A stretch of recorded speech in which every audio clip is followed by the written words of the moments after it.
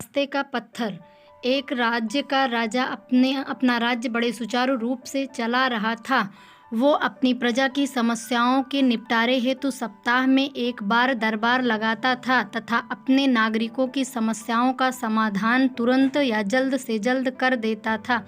लेकिन राजा की तमाम कोशिशों के बाद भी नागरिकों की समस्याएं कम होने का नाम नहीं ले रही थी तथा समय के साथ साथ नागरिकों की आम समस्याएं भी दिनों दिन बढ़ती जा रही थी।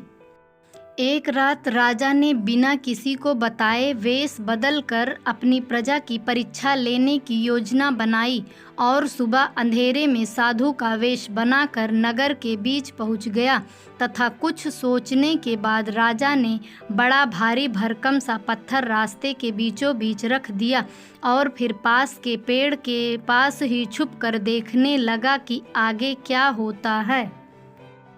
धीरे धीरे सुबह होने लगी और नागरिकों का आना जाना चालू हुआ।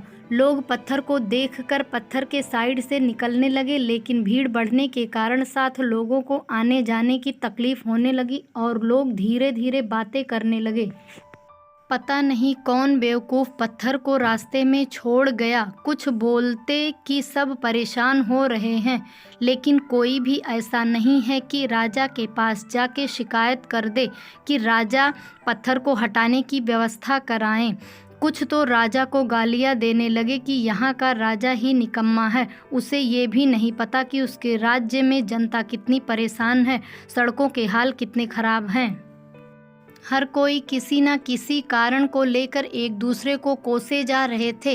लेकिन तभी एक किसान अपने सर पर फलों की टोकरी को लेकर जा रहा था। किसान की नज़र भी पत्थर पर पड़ती है। किसान अपने सर से टोकरी को उतार कर साइड में रखता है और पत्थर को हटाने की कोशिश करने लगता है, लेकिन पत्थर बहुत बड़ा होने के कारण किसान से पत्थर हिलता तक नहीं है। सब लोग किसान को देखने लगते हैं और किसान पर हंसने लगते हैं कि इतने लोग साइड से निकल रहे हैं, पता नहीं इसको ऐसी क्या परेशानी है। कुछ कहते हैं बड़ा आया पत्थर को हटाने वाला, कोशिश तो ऐसे कर रहा है जैसे मानो वो पत्थर को हटा ही देगा। कुछ लोग कहते कि भाई ये हमारा काम थोड़ी है, ये काम तो राजा का है, पर क्या करें, राजा को जनता के दुख सुख का से मतलब ही नहीं है। लेकिन किसान ने किसी की बातों पर ध्यान नहीं दिया और वो अपने काम में लगा रहा और अंत में लगातार कोशिश के बाद पत्थर धीरे धीरे खिसकने लगा। आखिर किसान ने कुछ समय की मेहनत के बाद पत्थर को सड़क से हटा ही दिया। पत्थर हटाने के बाद किसान जैसे ही अपनी टोकरी के पास पहुंचता है तो देखता है कि उसकी टोकरी में एक पोटली रखी हुई है। वो इधर उधर देखता है, लेकिन उसे कुछ समझ नहीं आता और अंत में वो पोटली को खोलकर देखता है तो आश्चर्यचकित हो जाता है, क्योंकि वो थैली पूरी की पूरी सोने की अशर्फियों से भरी पड़ी थी तथा उसमें एक चिट्ठी भी थी जिसमें लिखा था कि मैं राजा हूँ और ये पत्थर मैंने ही रास्ते पे रखा था, क्योंकि मैं ये देखना चाहता था कि कौन इसे मुसीबत समझता है और कौन इस मुसीबत के पत्थर को हटाना चाहता है। अब लोग कहने लगते हैं कि अगर हमें ये पता होता कि राजा ने परीक्षा लेने के लिए ये पत्थर रास्ते में रखा है तो हम ही हटा देते। पत्थर हटाना कौन सी बड़ी बात है। ठीक इसी तरीके से जो लोग अपने जीवन में दुखी हैं वो लोग अपने दुखी रूपी पत्थर को हटाना ही नहीं चाहते।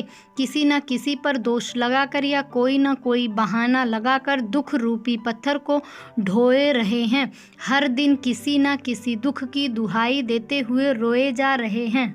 इंसान इस कदर स्वार्थी हो गया है कि दूसरों के लिए की बात तो छोड़ो, वो अपने लिए खुद के सुविधा के लिए भी निस्वार्थ मेहनत करने को तैयार नहीं है। सीधे शब्दों में अगर हम अपने जीवन में आई किसी भी समस्या का हल करना चाहें तो बड़ी ही आसानी से कर सकते हैं, फिर चाहे वो समस्या किसी और ने ही खड़ी करी हो। अगर आपको समस्या से छुटकारा चाहिए तो दोष मढ़ने की जगह समस्या ख़त्म करने की कोशिश करो। किसी और पर टालने की जगह स्वयं करने की कोशिश करो।